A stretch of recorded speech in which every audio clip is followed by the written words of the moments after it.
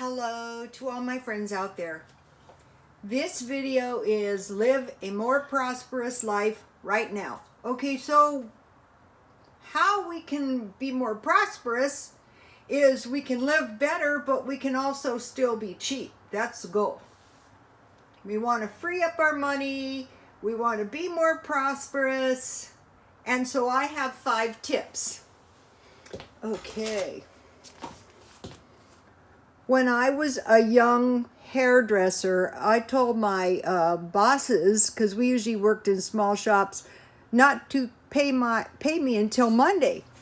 And what would happen in the shops is on Monday, everyone would be broke and I would still have my paycheck. So you can do that anyway. Just put your paycheck in the bank on Friday if you get paid, and don't start spending. Well, I have stuff to do during the week. I go, well, okay, you have stuff to do during the week, but what if you still have your whole paycheck on Monday? Because on the weekends is when people are tired and they can do away with a lot of money.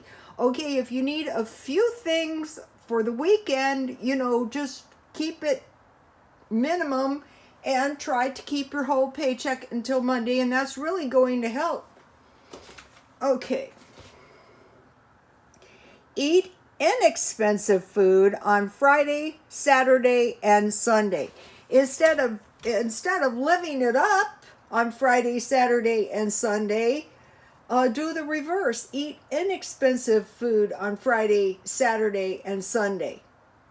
Don't torture yourself, but make a point to be rather cheap on those days. Don't go out for dinner, order drinks, party all weekend. And when I a long time ago, when I used to drink when I was young, even back then it wasn't unusual for someone to spend between $200 and $500 on the weekend in the bar, living it up. So you don't want to do that. I personally contributed to these problems without spending my own money, which is horrible, but it was true. Okay, number 3. A long time ago, I lived in a really, really cheap apartment. And there was a girl, and she had a little boy, and I had a little boy. And her boyfriend used to come over and eat all the food on the weekends. He would come over all weekend, and then her little boy and herself wouldn't have any food starting on Monday. This goes back to living it up on the weekends. And she was in no position because, she had welfare. Okay, I knew someone whose babysitter would eat all the food in the house. She really would. You got to have your babysitter. I go, well, maybe your babysitter is really hungry. Maybe the boyfriend is really hungry. So what are you going to do? Okay, maybe you have teenagers. Maybe the friends come over, Anyway, so what's happening is on the weekends, the boyfriend, the friends of the kids, the babysitter during the week are consuming huge amounts of your resources. So you want to live better. You want the babysitter taking good care of your kids. You want your boyfriend, coming over. You want the kids' friends at your house. I used to give my son enough lunch money to buy for the friends as well, in case they didn't have, and I was so dirt poor, oh my God. Because what if they didn't have any money? And now I think about that, and I think about my son's friend that was murdered on Halloween, and it was the smartest thing I ever did. I'm so sad that happened. Okay, so now, with the neighbor at that time, I said, well, have you seen in the newspaper, if you buy a bag of potatoes, you get eggs free? So, I told her, do the coupons, and I used to get all kinds of stuff with coupons, and you still can. Okay, you can buy dented cans, like dented cans of chili and bulk food. like rice, and you're making rice bowls, like pizza. Okay, Aldi's has good pizza, but what I did is I did discount shopping, and I bought a pizza. This is it. I have 3 pieces left for $1 at Grocery Outlet. So, you know, you get big bags of chips, you get pizza, you buy bulk food. One thing I like about the rice bowls, and you can make those up in advance for the kids, you know, or the babysitter or the boyfriend. But what you can do is you can make a portion size that's going to satisfy the person, and then they're not going to be eating you out of house and home. So tonight is Friday, and I'm going to be making some cheap food. Okay, chicken and potatoes. Okay, or rice. You can buy chicken really, really cheap, and you can bake big pans. I used to make big pans of chicken legs. I dusted the chicken with flour, and then I turned it halfway, I put margarine on the pan. I baked at 350, and you know, you can cook the potatoes at the same time, or French fries or rice. Okay, bean and meat burritos, or egg and meat burritos. Make big burritos. I used to make big, huge burritos and keep them in the freezer. And I would make pinto beans, you know, with bacon. And then I would fry hamburger, and I would make it like taco meat. And I used to use tomato sauce and taco seasoning with cheese. And I would make these hefty burritos and keep them in the freezer. Okay. Large cans, and by large cans, you're not going to run out as easily. These big cans of vegetables should easily, for $1, last all weekend. Chips, big bags of chips, pizza and chips. Sometimes people just want too much, especially if they're hungry. Big bags of cookies, the biggest ones you can find. 2 liters of soda, or big pitchers of iced tea. So, you know, if you have this problem of neighbors, babysitter, boyfriends, friends of kids, you know, you can counteract that, and it's usually going to happen on the weekends, or they come over after school. So what you're going to do is you're going to prepare. I would say the best thing is start out with sandwiches. Then they're not going to be gobbling down everything in sight. Okay, to live the more prosperous life, you want to avoid sickness. Nutritious food. It doesn't have to be expensive. You're going to be less sick. Also, when it comes to your food, if your own hands are preparing it, that's going to be better, because you're not going to get any germs in your nutritious food. Trash. Okay, a long time ago, somebody told me that flies and insects can smell trash and filth miles away. So you're going to get that trash out, keep it out, get it out of your house, keep it out of your house, so as not to attract insects, because some of these insects could be really, really dangerous. And so you just, I had a neighbor when I was living in the other place, and downstairs they told me the fleas were jumping knee high when she moved out, and I never had an insect. And you know, like, I'll show you something. Where's my thing?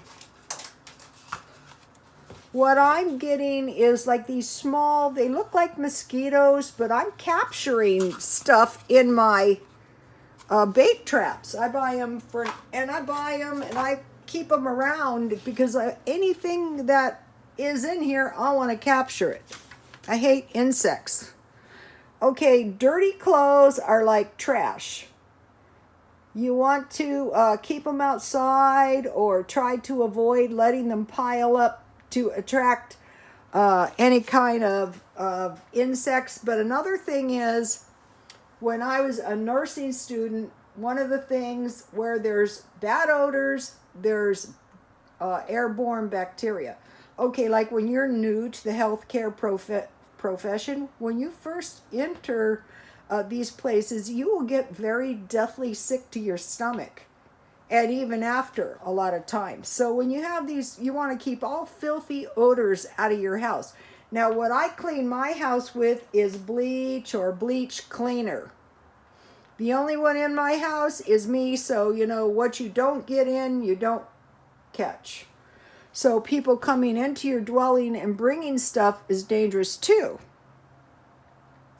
Okay.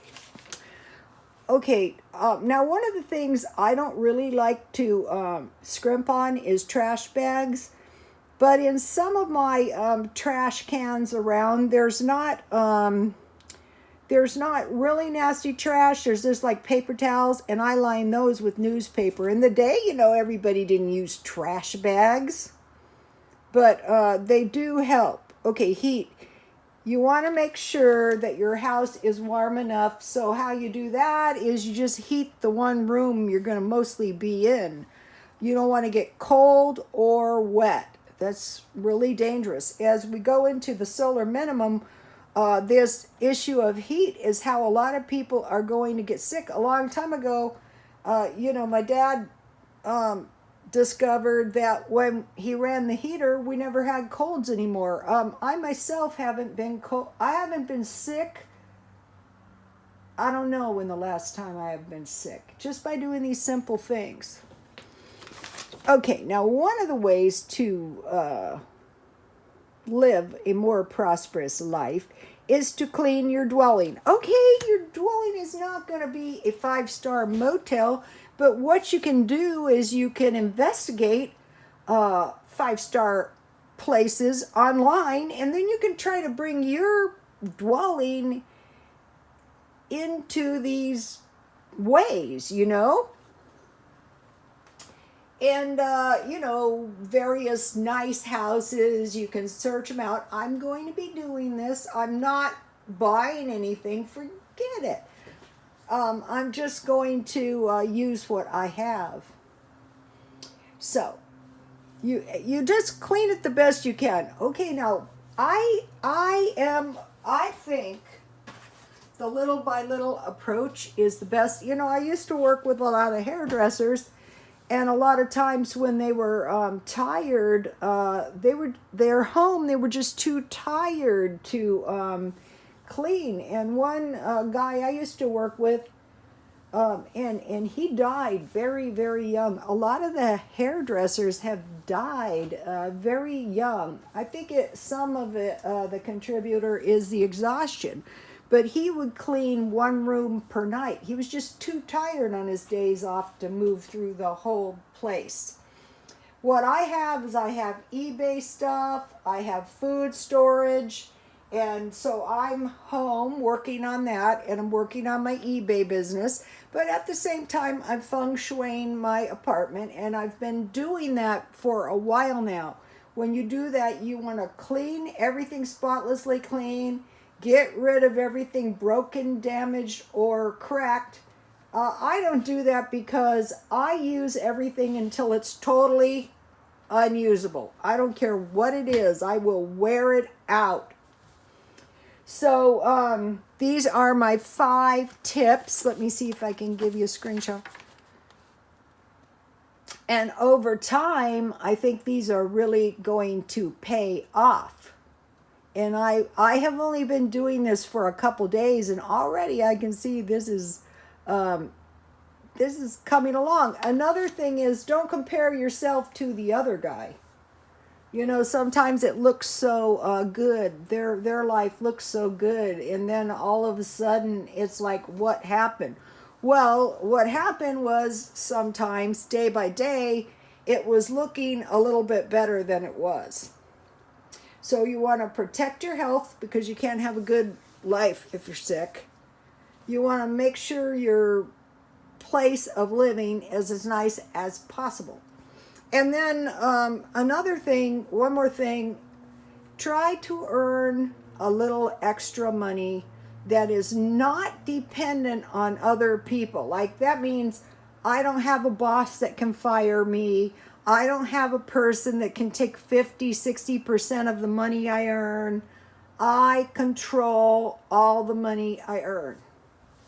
Like if I bought this home decor, I control what I bought. I could sell this and I could control what price I sell it for.